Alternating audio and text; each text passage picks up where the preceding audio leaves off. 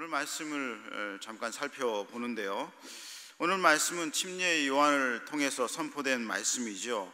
그러나 이 말씀이 지금은 아직 성취되지 않은 말씀입니다. 특별히 12절 말씀이 하나님께서 우리에게 주셨지만 먼 이제 미래에 약속된 것이죠. 한번 볼까요? 12절 다 같이 읽어보겠습니다. 손에 키를 들고 자기의 타작마당을 정하게 하사 알곡은 모아 곳간에 들이고 쭉정이는 꺼지지 않는 불에 태우시리라. 아멘. 이 말씀은 하나님의 모든 말씀 중에 귀한 말씀이기 때문에 곧 이루어지는 것을 우리는 분명히 목도하게 될 것입니다. 그날은 예수 그리스도께서 재림하시는 날, 곧 심판의 날이 되기 때문입니다. 마지막에 심판이 있는가? 마지막 때에 심판이 있는가? 분명히 있습니다.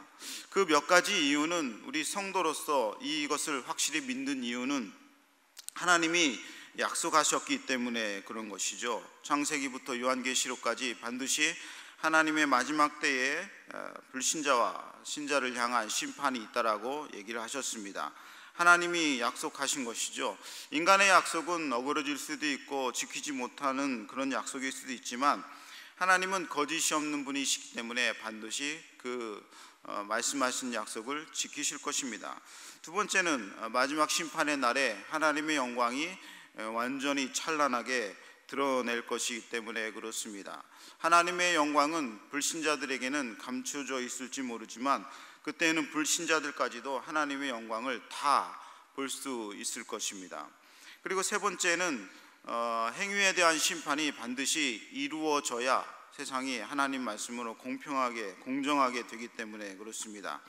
악한 사람은 형벌을 받아야 되지 않습니까? 남을 해코지하고 죽이고 살인하고 그리고 사기친 사람은 이 법의 심판을 받아야 되죠. 그렇지 않으면 세상이 완전히 무법천지가 됩니다.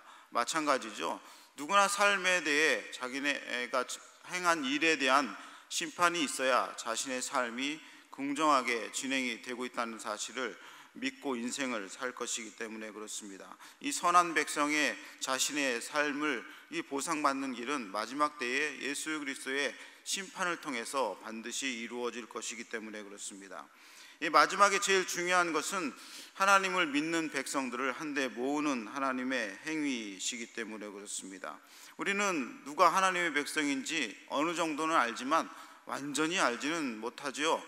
그래서 어떤 사람을 보면 저번이 예수 믿는 사람인가, 저 사람이 예수 안 믿는 사람인가 헷갈릴 때도 있긴 하지만 하나님은 다 아시는 것입니다. 하나님의 당신의 백성이 누군지 아시죠. 디모데후서 2장 19절에 주께서 자기 백성을 아신다 그렇게 얘기를 했습니다. 아이들 입학식이나 졸업식이나 이런 학교에 가보면 수천 명이 있어도 딱 눈에 한 명이 들어옵니다. 누가 들어와요? 우리 아이, 제 아이가 딱 눈에 들어오죠. 그 수천 명 중에 한 명이 눈에 딱 들어오는 것이죠. 그런데 옆에 부모는 내 아들을 알아보지 못하지요. 그러니까 자기 부모는 확실히 아는 것입니다. 하나님은 당신의 백성을 확실히 알고 계시기 때문에 마지막 날에 그 백성들만 모으시는 행위를 하실 것이 분명합니다. 인간의 눈에는 외모로 인간을 좀 분류하지 않습니까? 남자, 여자, 아니면 아이, 어른, 아니면은 뭐 백인, 흑인, 황인종 뭐 이렇게 분류하기도 하죠. 어떤 사람들은 자신의 눈에는 부자만 보이고 어떤 사람은 가난한 자만 보인다 그렇게 얘기도 합니다. 그런 사람 눈에는 이게 돈으로 보이기 때문에 부자와 가난한 자로 이렇게 구분이 될 수 있는 것 같아요. 학교에 가면 교수님과 학생으로 구분이 되고 그러죠. 인간의 눈으로는 다 이렇게 외모로 이렇게 눈을 이렇게 사람을 판단하고 그러지 않습니까? 그러나 하나님 말씀은 그렇게 얘기하지 않습니다. 오늘 12절에 보면 전능하신 하나님의 눈에는 딱 두 부류의 인간만 있는 것이죠. 두 부류의 인간만 있습니다. 외적인 모습이 아니라. 그것은 12절에 알곡과 쭉정이로 그렇게 비유되어 있습니다. 어떤 사람은 알곡이고 그렇지 않은 모든 사람은 다 쭉정이다. 이 두 부류로 분류되는 것이죠. 그 외에 다른 종류의 분류된 인간은 하나님이 두지 않으셨습니다. 우리는 뭐 결혼시킬 때에도 그리고 누구를 볼 때에도 주로 이렇게 외모를 보시지만 하나님은 외모를 보지 않으시고 그 안에 있는 심성을 보시기 때문에 그렇습니다. 그러면 알곡은 누군가? 알곡은 과거, 현재, 미래의 모든 신자들이죠. 그러니까 현재의 신자들뿐만이 아니라 과거의 하나님의 백성이었던 사람들과 그리고 아직 태어나지 않았지만 미래의 하나님의 백성이 될 사람들, 그리고 아직 전도받지 않아서 아직 불신자로 있는 사람 중에 하나님이 사랑하는 사람들을 알곡이라고 얘기하는 것이죠. 그러면 쭉정이는 누군가? 쭉정이는 과거, 현재, 미래의 모든 불신자들을 말하는 것입니다. 그러니까 과거에도 예수님 안 믿었던 사람들, 현재에도 예수님을 믿지 않는 사람들, 미래에도 예수님을 믿을 계획이 없는 그런 불신자들을 말하는 것이죠.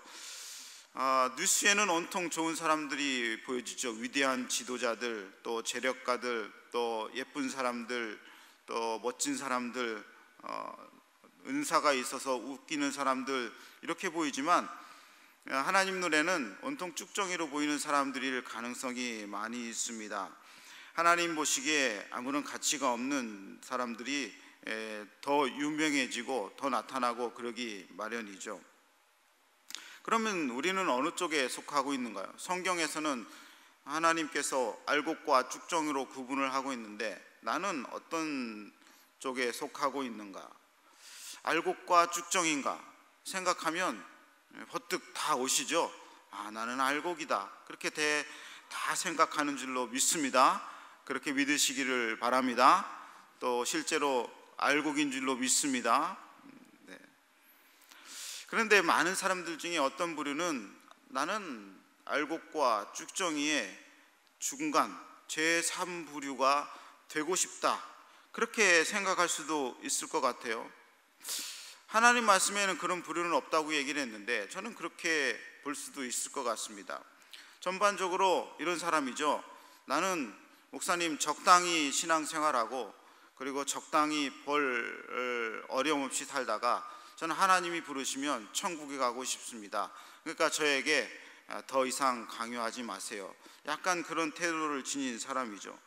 알곡이라고 보기에는 조금 부담스럽고 내가 꼭 알곡인가 이런 생각을 하지만 쭉정이는 되고 싶지 않아서 어떻게든지 천국은 내가 가야 되겠다, 그런 사람이죠. 그래서 주일에는 좀 와야 되고 주일에는 예배 드리는 것이 좀 편안하고 그런 정도의 사람입니다. 이것은 좀 세상 편하게 살고 싶어하는 인간에게 가진 죄성 중에 하나인 본성입니다. 기본 본성이죠. 그러나 성경은 단호히 말합니다. 제3의 부류는 우리가 원한다고 해서 되는 것이 아니라는 것을 말하고 있습니다. 제3의 부류, 그러니까 적당히 걸치고 이쪽도 걸치고 저쪽도 걸치는 그런 경우는 인간에게는 없습니다. 사단의 속임수일 뿐이라는 것이죠. 한번 볼까요? 성경은 모든 것이 다 두 부류로 나눠지고 있습니다. 노아 홍수 때 어떤 사람이었습니까? 방주에 있는 사람과 방주에 걸터 있는 사람. 방주에 걸터 있는 사람이 있나요? 없습니다. 방주 안에 있는 사람과 방주 바깥에 있는 사람이 유일하게 두 분류입니다. 또 마태복음에 보면 예수님이 그물에 건져 올렸을 때에 좋은 물고기는 좋은 물고기 물통에 넣고 나쁜 물고기는 어떻게 합니까?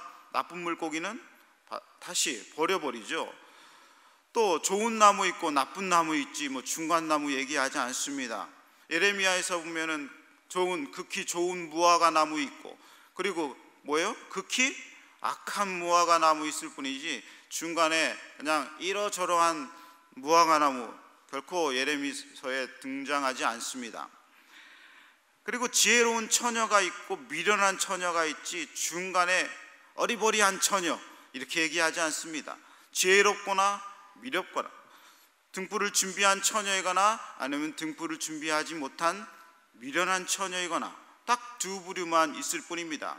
그리고 결국 마지막 날에는 양과 염소로 구분하지 그 중에 당나귀라든지 아니면 뭐 나귀라든지 이렇게 구분하는 경우는 없습니다. 양이냐 염소냐 그런 것이죠. 다시 한번 물어보겠습니다. 여러분은 알고 계십니까? 아멘. 아니면 쭉정이십니까? 확실히 구분하셔야 돼요. 확실히 구분하셔야 돼요. 그래도 나는 좀 귀찮지만 주일에도 오고, 그래도 나는 교회 나오는 게 그래도 뭐 불편하지는 않다. 좀 이렇게 약간 헷갈리시는 분이 계실 것 같아요. 한번 물어보겠습니다. 참으로 그러면 자신의 죄를 통감하고 철저히 회개한 적이 있으십니까? 아멘. 그러면 알곡인 거죠. 나는 오직 예수님만을 따르겠다라고 날마다 결심하며 그분을 위해서 마음을 다합니까? 믿음을 보이신 적이 있습니까? 그리스도를 사랑하십니까? 또 죄악을 혐오하고 날마다 죄와 싸웁니까? 말씀을 듣고 그것을 실천하는 것이 즐겁습니까? 결론적으로 예수 그리스도께서 나의 죄를 속죄하셨다고 확실히 믿습니까? 이런 질문에 제대로 대답할 수 있는 분은 확실히 알곡이지만, 이런 질문에 생각해 본 적도 없고 깊이 나와 관련된라고 생각을 해본 적이 없으면 글쎄요, 그렇게 생각할 수 있을 것 같습니다. 이런 대답들을 하면서 내가 어떤 위치에 있는지 확실히 파악할 수 있는 것입니다. 어떤 분은 불확실할 수가 있어요. 내가 참된 회개를 해본 적이 있었던가? 내가 예수 그리스도를 사랑하는가? 약간 의심이 들 수도 있다면 그것은 오히려 다행입니다. 왜냐하면 나의 위치한 처지를 확실히 판단하고 그리고 다시 되돌릴 수 있는 기회가 이 시간 주어지기 때문에 그렇습니다. 불확실한 상태로 죽음을 맞기보다는 자신을 발견하고 아직 예수 그리스도께서 타작마당에서 밀 까부르듯이 키를 켜는 이때가 되지 않았을 때에는 여전히 우리에게 회개할 기회가 주어져 있다는 것입니다. 첫 번째는 하나님께서 두 부류, 오직 알곡과 쭉정이로 구분한다는 사실을 반드시 기억하고 살아가시기를 주님의 이름으로 축원합니다. 중요한 일입니다. 두 번째는, 그렇다면 언제 알곡과 쭉정이가 분리되는가 하는 것이죠. 알곡과 쭉정이가 있는데 우리 눈에는 구분이 잘 되지 않습니까? 저는 이제 시골에서 자라났고, 그리고 아직도 부모님께서 시골에서 살고 계십니다. 이제 가끔 시간이 남거나 그러면 이제 가서 일손도 제가 도와드리고 좀 그러세요. 그런데 여전히 잘 알 수 없는 게, 눈으로 봐서 이게 알곡인지 쭉정인지를 알 수가 없다는 것입니다. 알곡인지 가라진지는 구분이 되는데, 예수님이 정확하게 쭉정이라고 얘기하셨는데 손에 놓고 보면 이게 알곡인지 쭉정인지 잘 모른다는 것이죠. 참 가을에 이렇게 누렇게 황금 들판이 펼쳐져 있잖아요. 거기를 중간에 드라이브 가면 참 이제 멋있다고 생각을 하는데, 그 또 멋있는 장면이 거기서 추수를 할 때 참 멋있습니다. 1년의 농사를 참 열매를 거두어 드리는 장면들은 그렇게 복된 장면이 아닐 수 없습니다. 일손도 바쁘고 그러죠. 근데 올해 보니까 저희 아버지가 그래요. 저희 아버님께서 아버지 올해도 괜찮나요? 그랬더니 저희 아버님께서 막상 추수를 해보니까 흉년이네, 그렇게 얘기를 해요. 그러니까 흉년이라는 거예요. 올해 이렇게 푸른 들판이 넓게 펼쳐져 있어서 과실도 많이 맺은 것 같은데 실제로 보면 흉년이라는 거예요. 그래서 제가 봤더니 우리나라가 올해 40년 만에 흉년이랍니다. 40년 만에 1980년 이후에 최악의 흉년이라는 거예요. 그러니까 눈으로 봐서는 알지 못하는 것이죠. 겉으로 보면은 다 알곡인 것처럼 보이는데 왜 그런가? 그러니까 올해는 이게 너무 더워가지고, 너무 더워서 이게 열매가 맺혀질 시간이 없었다라고 하는 것이죠. 참 우리나라도 이제 이게 계속 더워지면은 이런 농작물이나 이런 것도 장담할 수가 없을 것 같아요. 이제 또 올 겨울은 너무 춥다고 하잖아요. 그러니까 외투 든든하게 하나씩 다 장만하셔서 올 겨울 잘 건강하게 나시기 바랍니다. 다시 돌아가서 그러면 알곡과 쭉정이를 어떻게 구분하는가? 눈으로는 알지 못하는데, 첫 번째는 이 까보면 압니다. 까보면, 그 자리에서 까보면 알아요. 까보면 그 안에 있는지 없는지 알게 되는 것이고, 두 번째는 이제 심어보면 압니다. 심어보면 이 알곡과 쭉정이를 심어보면 쭉정이는 절대로 열매를 맺지 못합니다. 그러니까 이 쭉정이들은 열매를 맺지 못하고 알곡은 어디에 갖다 놔도 다 열매를 맺게 되는 것이죠. 세 번째는 이 키질을 해보면 압니다. 이렇게 추수할 때 키질을 해보면 알곡은 뚝 떨어지고, 그리고 쭉정이는 어떻게 돼요? 바람이 숭 날아가서 떨어지죠. 바람이 약한 바람만 있어도 날아갑니다. 탈곡기에 알곡은 뚝 떨어지고 바깥에 그 환풍구를 통해서 이렇게 쭉정이들은 다 날아가게 되는 것이죠. 지금은 구분이 되지 않는 때입니다. 지금은 누가 알곡인지 누가 쭉정이인지 인간들의 눈에는 구분이 되지 않는 때이죠. 그러니까 성도와 불신자가 살아갑니다. 회사에서도 살아가고 가정에서도 한 입을 덮고 살아가기도 하고, 그리고 모임을 하면 그 안에는 불신자도 있고 신자도 있고, 때로는 교회로 가는 이 빌딩 안에는 때로는 불신자들도 와서 예배를 드리고, 그리고 예수 믿기도 하죠. 그러니까 예배 자체에는 어떤 사람은 불신자고 어떤 사람은 신자가 함께 있는 것이죠. 어떤 사람은 스스로 그리스도인이라고 얘기를 합니다. 함께 기도도 하고 함께 모임도 하고 또 설교도 듣고 성경 공부도 하고 또 기도도 하고, 때로는 내가 은사도 체험했다라고 말하기도 하고 또 교회가 참 좋다라고 말하기도 하고 그러죠. 그러나 그 가운데에 쭉정이가 함께 섞여 있을 수 있습니다. 그러나 그리스도께서 키를 켜시는 날에는 함께 있지 못할 것이 분명합니다. 알곡과 쭉정이를 가르시고 알곡은 곳간에 모이시고 쭉정이는 꺼지지 않는 불에 태우시리라는 것이 오늘의 말씀이죠. 그리스도께서 오시기 전에는 이런 구분이 인간의 눈으로는 불가능하다는 것이죠. 사람이 할 수 있는 일이 아닙니다. 이것은 참 다행입니다. 왜냐하면 인간의 눈에, 제 눈에 어떤 사람은 알곡, 어떤 사람의 쭉정이 확실히 눈에 보이면 이거 뭐 제가 점쟁이도 아니고 이거 모든 능력을 가진 것도 아니고 그거 괴로워서 어떻게 그 사람을 보겠어요? 그러니까 다 믿음의 신자라고 보면서 양육하고 물 주고 계속 기도해주고, 이게 은혜의 인질로 믿으시기 바랍니다. 그러니까 계속 목회자들, 구역장들은 계속 물 주고 양육하고 은혜 주고 사랑 주고, 그러니까 눈에 보이지 않기 때문에 좋죠. 그러니까 이게 귀신 보고 이런 것이 좋지 않아요. 막 귀신이 몇 마리 있고 귀신이 지나간다, 저 뒤에 앉아 있다 그러면 완전히 이게 정신적으로 이 멘붕 상태가 올 것 같아요. 다행히 제 눈에는 그런 게 안 보여가지고 어떤 사람이 귀신이 있는지 이런 게 잘 안 보이니까 얼마나 다행인지 몰라요. 제 눈에는 어떤 사람이 악한 사람인지 어떤 사람이 선한 사람인지도 저는 잘 이게 구분이 못해요. 그러니까 참 좋습니다. 어떤 분에게 가도 다 이게 하트 뿅뿅 사랑의 눈빛을 날릴 수 있기 때문에 이게 참 좋죠. 그러나 하나님의 눈에는 결코 그렇지 않습니다. 30년을 주일에 나와도 아직 자신이 깨닫지 못할 수도 있고, 죽기 5초 전에 제 손을 잡고 내가 예수 그리스도를 믿겠습니다, 하나님 나를 보내 천국으로 인도하여 주시옵소서, 이렇게 진심으로 고백하는 사람은 알곡이 될 수도 있다는 것이죠. 하나님이 사랑하셔서 택하신 알곡들이 분명히 있는 것은 확실합니다. 그것은 우리가 증거가 되는 것이죠. 우리가 증거가 되는 것입니다. 이런 알곡들은 언제 분리시키는가?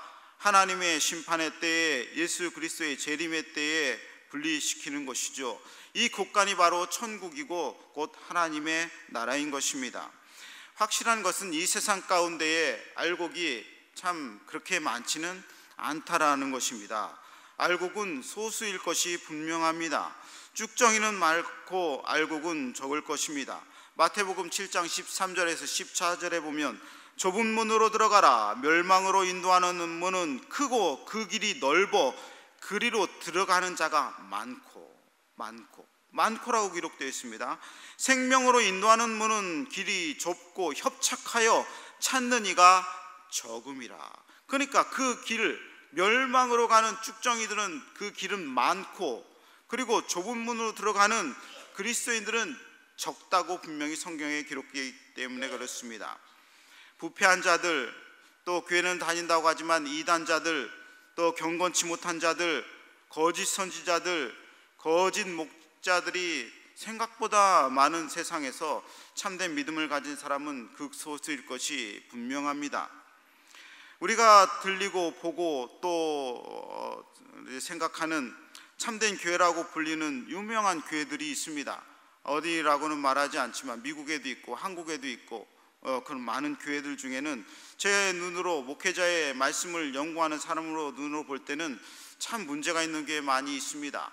신비주의에 많이 빠져 있고요, 또 이단 사상을 아무 모르게 자기도 모르면서 설교하고 있고요, 또 자기는 그렇지 않지만 자꾸 행위를 강조해서 구원을 받아야 된다고 얘기를 하고 있고요, 그리고 인간적인 생각, 인본주의 생각으로 훈련을 많이 시키고 있고요, 실제로 교재 보면 다 그런 내용들이 많이 있습니다. 뭐 두 날개다 해가지고 뭐 그런 내용으로 성도들을 현혹하고요, 또 뭐 귀신론도 많고 천사론도 많고, 이런 참된 진리의 말씀이 선포되지 않고 오류가 많은 말씀을 선포되면 그 말씀을 듣고 참된 성도들이 과연 얼마나 나올까, 그런 생각을 좀 하게 되는 것이죠. 그러니까 쭉정이 신자를 만들어내는 교회들이 꽤 있다는 사실을 좀 보게 됩니다. 새로운 유형의 이런 문제 있는 교회들, 또 신사도 운동을 하는 교회들의 특징들은 좀 몇 가지 구분의 방법이 있습니다. 그것은 예배의 이 축제, 예배의 감격을 유난히 강조한다는 거예요. 예배의 축제와 뭐 예배가 막 기쁨이 넘치고 감격이 넘치고 막 유쾌해져야 되고 즐거워야 된다, 막 이런 것만 강조하는, 그것이 잘못됐다는 얘기하는 것은 얘기 아니지만, 그걸 강조하다 보니까 예수 그리스도의 속죄 사역이라든지 하나님의 영광이 드러내지를 않고 그냥 목사만 드러나고 멋진 뭐 밴드만 드러나고 뭐 은혜 받았다고 얘기하는 나와 보면 뭘 받았는지 알 수가 없고 땀은 나고 그랬는데 이 안에 남는 말씀이 없는 그런 예배의 케이스죠. 그리고 천국은 강조를 하지만 지옥을 강조하지 않습니다. 지옥을 얘기하지 않는 말씀은 하나님 말씀을 참되게 선포하는 교회라고 말할 수 없습니다. 지옥이 없는데 어떻게 천국이 존재합니까? 나쁜 사람이 없는데 어떻게 선한 사람이 구분이 됩니까? 그렇게 구분이 되지 않죠. 또 하나는 복음을 믿으면 인생의 모든 것이 잘 된다, 복음은 예수 믿으면 팔자가 핀다라는 말만 하고 그러고 그리스도인의, 참된 그리스도인의 고난과 고통과 또 십자가의 길에 대해서 얘기하지 않는 것도 마찬가지고, 또 성령 세례, 성령 침례만 유난히 강조하면서 그걸 특별한 성령 체험을 해야 구원받았다는 증거라고 얘기하는 사람, 교회들도 참된 신자를 만들어내는 교회는 아닌 것 같습니다. 또 하나님의 음성을 직접 들어야 된다고 얘기하고 전통적인 교회의 설교는 무시하고 건조하고 또 재미가 없다라고 말하는 사람들도 마찬가지죠. 저는 잘 모르지만 그렇게 좀 판단이 됩니다. 우리 교회에 있으니까 잘 못 느끼는데 한국 교회는 거의 다 점령당했습니다. 종교다원주의와 그리고 신비주의 이런 것에 거의 점령을 다 당했어요. 과연 그 안에 알곡이 얼마나 있을까, 그런 생각을 하는 것이죠. 하나님의 나라는 소수의 사람들의 것입니다. 한국의 성도가 전체 인구의 20%가 안 되죠. 그리스도인이라고 하는 사람이 20% 안 됩니다. 그 안에 참된 교회를 다니는 사람은 많지 않죠. 그런 이단들, 부패한 교리를 가르치는 사람들을 빼면 아주 적죠. 미국은 얼마나 될까요? 제가 통계를 보니까 참된 그리스도인이라고 통계를 낸 데이터를 보니까 20%도 채 되지 않습니다. 교회는 60, 70%를 매 주일마다 다니고 믿음을 가졌다고 얘기를 하는데 그렇지 않은 것이죠. 그러면 뭐 중국이나 일본이나 리비아나 에티오피아, 방글라데시 이런 나라에는 뭐 얼마나 참된 성도가 있을까요? 극소수죠. 1%도 되지 않는 소수입니다. 그러니까 세상은 온통 쭉정이로 가득 차 있고 참된 하나님의 사람들은 정말 소수의 사람입니다. 그러니까 눈으로 이렇게 이제 좀 그려보면 나중에 천국과 지옥의 모습을 보면 진짜 지옥은 가마득하게 바글바글하고 천국은 소수의 사람들만 있을 것이라고 저는 생각이 됩니다. 소돔과 고모라 성 기록하시죠? 소돔과 고모라 성 가장 번창한 도시, 서울과 같은 뉴욕과 같은 대도시였는데 아브라함이 그러죠. 그래도 의인 50명은 있을 거야 라고 생각하고 하나님과 거래를 하는데 결국은 어떻게 됐습니까? 그 도시에 의인 10명이 없었어요. 심지어 롯의 가족들의 가운데서 사위라고 하는 사람들조차도 알곡이 아니었습니다. 나오다가 롯의 아내도 뒤를 돌아보고 자기가 알곡이 아니라는 것을 증명해냈어요. 롯과 두 딸들만 살아남은 것이죠. 그 도시에도 의인이 그렇게 적었던 것을 알 수 있습니다. 세상 가운데는 알곡보다 쭉정이가 더 많아요. 그래서 그리스도인들과 교회들이 핍박을 받는 이유입니다. 알곡은 몇 안 되고 온전히 쭉정이인데 교회가 당연히 핍박받고 성도가 당연히 핍박받는 일들은 당연한 일이죠. 주일내의 말씀이 당연히 핍박받는 일은 당연한 일입니다. 왜냐하면 추수할 때 보면 쭉정이는 몇 개 안 돼서 알곡이 많은 것처럼 보이지만 하나님 나라는 그렇지 않다는 것이죠. 그때까지는 우리는 어떻게 해야 돼요? 참아야 되는 것입니다. 참아야 되는 것이에요. 내가 알곡이라면 쭉정이랑 같이 세상에서 살아가는 세상에서 핍박과 고난은 당연하고 믿음을 가진 것은 참 희귀한 일이고 함께 살아가는 일이 힘들지만 참고 기다리는 것이죠. 언제까지 그렇습니까? 심판 날까지. 예수 그리스도께서 재림하셔서 퀴즈를 해서 쭉정이를 버리는 날까지 그때까지 우리는 참고 섞여 살아야 되는 것입니다. 그 심판의 날에 우리는 곳간에 들어가 있을 때에 참 놀랄 거예요. 왜 놀랍니까? 가보니까 그마 어디 갔노? 이런 거죠. 와야 될 사람이 안 온 거죠. 그 사람은 내가 분명히 알곡이라고 확신하는데 와보니까 안 와 있어. 참 놀랄 거예요. 또 놀랄 거예요. 어떤 사람이 놀랍니까? 야, 네가 여기 왜 와 있노? 이런 사람 있죠. 네가 여기 왜 와 있나? 이 사람은 이게 알곡이 아닐 것 같은데 이게 은근한 신자들이 있을 겁니다. 우리는 알 수 없는 것이죠. 사람은 속일 수 없고 스스로도 스스로를 속일 수 있지만 하나님은 결코 속일 수 없다는 것입니다. 두 번째, 언제 분리됩니까? 예수 그리스도께서 심판주로 오시는 날에는 반드시 분리가 된다는 것입니다. 그때까지 참으라는 것이죠. 그리고 그때까지 기회가 있다라고 얘기를 하는 것입니다. 그럼 셋째, 오늘 성경에서 보면 알곡들이 받을 축복은 특별히 무엇인가? 그것도 기록되어 있습니다. 12절 중요한 말씀, 앞에는 우리가 다 아는 말씀이니까 12절만 다시 읽어볼까요? 손에 키를 들고 자기의 타작마당을 정하게 하사 알곡은 모아 곳간에 드리고, 알곡은 모아 곳간에 드리고. 알곡들이 받을 성도의 축복은 첫 번째, 성도들은 안전한 곳으로 모으시는 하나님의 약속이라는 것입니다. 우리는 어디로 가요? 안전한 곳으로. 따라합시다. 우리는 안전한 곳으로 간다. 하나님의 알곡들은 한 사람도 빠뜨리지 아니하고 다 모으실 것입니다. 내 안에 겨자씨만한 믿음이라도 갖고 있으면 주님을 붙잡고 바짓가랭이라도 붙잡고 예수님께 매달리고 있는 사람이 있으면 그 사람들은 주님의 곳간으로 반드시 모으실 것입니다. 주님의 타작마당에서 기지를 하시는 목적은 알곡을 모으기 때문에 그렇습니다. 그리고 그때까지 두 번째, 하나님은 알곡들을 완전히 보호하실 것입니다. 몇 안 되는 알곡들은 주님이 섬세하게 보호하실 것입니다. 시편 149편 4절에 보면 여호와께서 자기 백성을 기뻐하시고 그랬습니다. 자기 백성을 기뻐하시죠. 저희는 제 아이가 셋인데 그 아이들을 보호하는 것이 제 사명이라고 생각합니다. 물론 우리 아내를 제가 보호하는 것도 사명이지만 특별히 제 자녀들을 보호하는 것이 제 사명이라고 확신을 합니다. 제 능력, 제가 갖고 있는 모든 것을 동원해서 끝까지 아이들을 보호할 것이죠. 하물며 하나님은 두말할 필요가 있을까요? 베드로전서 5장 7절에 보면 당신의 백성을 돌보아 주신다라고 분명히 기록이 되어 있습니다. 우리들은 스스로 하찮게 보고 연약해 보는 경향이 있습니다. 나는 연약하고 나는 부족하고. 그러나 주님이 보시기에는 우리 애가 아무 흠도 없는 자녀로 보이는 것입니다. 우리에게서 죄를 찾아보기도 힘들고 우리에게서 약한 것을 찾아보기도 힘들고 우리에게서 흠도 주님은 보지 못하십니다. 완전히 그리스도인에게 눈이 먼 주님이신 것이죠.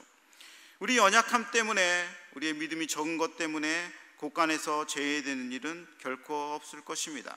어떤 사람은 용기가 없다고 그래요. 신앙은 용기로 하는 것이 아닙니다. 신앙이 무대뽀로 용기 있는 사람만 신앙이 있는 건가요? 그런 사람들은 용기가 있는 것이 참된 성공가 아니라 그리스도에 대해서 순종하는 마음으로 묵묵히 따라가는 사람이, 그것이 믿음의 태도입니다. 어떤 사람은 뜨거움만 강조를 해요. 난 뜨거움이 없어, 첫사랑을 잃어버렸어. 뜨거움이 없는 것이 믿음이 없는 것이 아니라 헛된 열심을 갖고 있으면 뜨거움은 필요가 없습니다. 신앙생활은 장기 레이스이기 때문에 뜨거움보다는 인내하고 오래 참고 그리고 용납하고 그런 믿음을 가진 것이 이 성도의 참된 믿음의 태도인 거죠. 그러니까 뜨거움으로 믿음이 증명되거나 용기가 많은 것을 담대해서 불 속에도 들어가고 물에도 들어가고 이런 태도들이 믿음을 가진 증명은 결코 아닌 것이죠. 하나님은 뜨뜻미지근하는 것처럼 우리는 생각되는 믿음을 갖고 있지만 결코 그러지 않은 것이죠. 뜨뜻미지근하다는 것은 양다리를 걸쳤다는 얘기죠. 세상과 하나님의 전에 양다리를 걸쳤다는 얘기죠. 내 믿음이 그냥 용기가 없어서. 누군 용기 없고, 나도 용기 있고 싶죠. 누구는 담대하고 싶지 않나요? 성쳐 들어가고 싶고. 그러나 인간에게 다 그런 사람들만 있으면, 돈키호테 같은 신앙만 있으면 그게 교회가 되겠습니까? 하나님은 섬세하신 하나님이기 때문에 우리의 필요도 다 아시는 것이죠. 하나님이 허락하시면 참새도 떨어지지 않고, 하나님이 허락하지 않으시면 이 머리털도 빠지지 않는다고 분명히 우리 목사님께서 맨날 얘기하지 않으십니까? 그러니까 우리 성도들에게 일어난 일들은 꼭 필요한 일이라고 믿어도 됩니다. 나에게 일어나는 모든 일들은 하나님이 섬세하게 다 주관하시는 것이죠. 그러니까 이 머리가 빠지는 이유도 다 있다니까요. 하나님이 머리를 빠뜨리시는 이유도 다 있는 거고, 더 많은 이유도 있고, 눈이 나빠지는 이유도 있고. 제가 눈이 좀 자꾸 나빠져가지고 이게 글씨가 옛날에는 9포인트 했다가 지금은 12포인트, 이게 자꾸 나빠지는데 이것도 이유가 있다니까요. 그런 거죠. 인생이 다하면 하나님은 임종도 지키시는 것입니다. 시편 116편 15절에 보면 성도의 죽는 것을 여호와께서 귀중히 보시는도다. 여호와께서 귀중히 보시죠. 자녀들도 부모님이 돌아가시는 것에 대해서 귀중히 여기지 않지만 하나님은 우리가 죽음에 이르는 것도 귀중히 보신다니까요. 아무리 질병이 창궐하고 콜레라, 모든 장티푸스, 모든 것이 창궐해도요, 하나님이 허락하지 않으시면 우리의 생명을 결코 앗아갈 수 없습니다. 아무 일도 일어나지 않아요. 그러나 주님이 데려가시려고 작정하시면 아무리 뛰어난 의술과 의원이 있어도 결코 막을 수 없는 것입니다. 알곡들에게 죽음이 오면 그 영혼은 즉시 아브라함의 품으로 옮겨지죠. 그래서 하나님께서 심판주로 오실 때에 그때의 몸의 부활을 기다리는 것입니다. 이것이 하나님이 알곡을 돌보시는 방법이죠. 알곡들에게 주시는 최고의 복입니다. 지난주에 어떤 분을 봤어요. 어떤 집사님이 남편 아직도 운전대 잡고 바깥에 기다리시나요? 그분은 5년째 운전대를 잡고 계셔. 바깥에 나가서, 그러니까 아침에 올 때에 집사님을 모셔다 댔다가 그걸 하루 종일 기다렸다가 저녁 예배 때 끝나고 들어가셔. 그분이 운전대만 잡고 바깥에. 그래서 제가 갔어요. 똑똑 두드리면서 이제 그만 좀 들어오시죠. 그만 좀 들어오시죠. 이런 분들이 많아요. 알곡들에게 최고의 복은 하나님의 곳간에 드리는 것입니다. 여러분의 무슨 복이 있습니까? 우리 알곡들에게 무슨 복이 있습니까? 현세에도 복이 있고 내세에도 미래에도 온전한 복이 있는 줄로 믿으시기를 바랍니다. 어떤 알곡들은 의심이 많아서 하나님이 나를 크게 보호하시나 그렇게 생각을 하고 있어요. 그러나 열왕기하 6장에 보면 아람 군대가 북왕국 이스라엘을 쳐다오는 장면을 봅니다. 그때 선지자는 엘리사 선지자였죠. 엘리사 선지자가 있는데 사원이 얘기해요. 아람 군대가 온통 둘러싸여 있습니다. 우리는 어떻게 합니까? 그러니까 엘리사가 뭐라고 합니까? 우리와 함께 한 자가 저 사람들보다 훨씬 많도다. 그런데 이 사원은 보지를 못하죠. 그러나 엘리사는 봅니다. 사원의 눈을 열어보니까 온 사면에 불말과 그리고 불병거가 산에 가득하게 빨갛게 있는 것을 눈으로 보는 것이죠.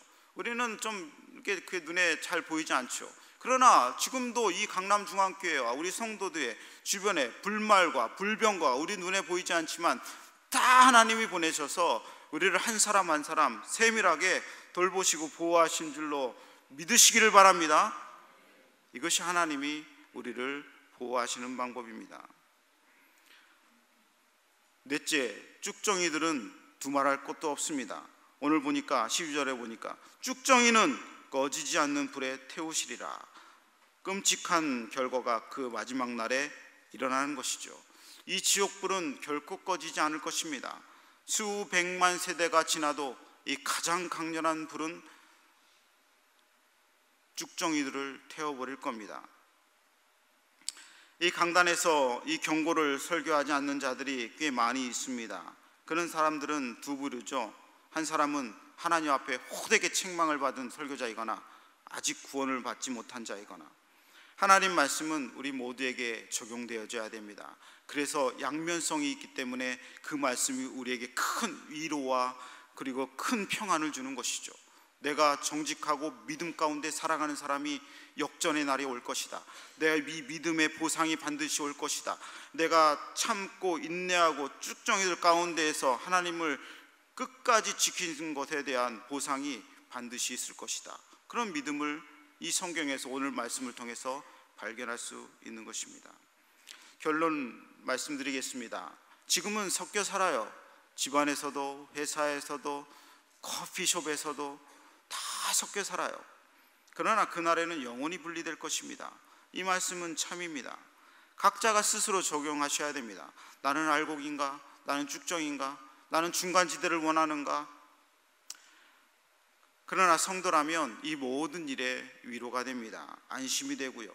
예수님은 그 어느 성도라도, 연약한 성도라도 작은 성도라도 다 보호하시고 천국으로 그 곳간으로 인도하시리라. 이런 말씀이 오늘의 말씀입니다. 이 말씀이 여러분에게 큰 능력이며 위로며 평안이 되시기를 주님의 이름으로 축원합니다.